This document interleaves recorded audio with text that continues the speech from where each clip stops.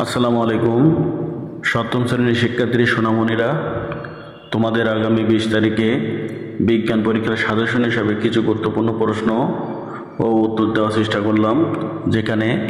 অঞ্চলভিত্তিক একটি ফসলের তালিকা, জীব বৈচিত্র্যের ঝুঁকি প্রতিকার,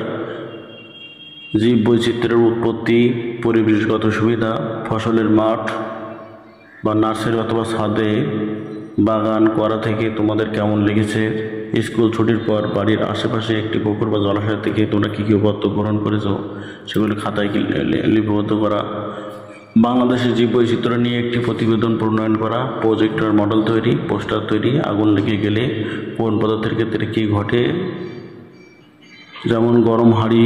পাতিল ধরতে গেলে কাঠের হাতল বা কাপড়ের হাতা কেন ব্যবহার করা হয়, অক্সিজেন যেখানে একটি দাহ্য পদার্থের ধরন সম্পর্কিত একটি প্রতিবেদন।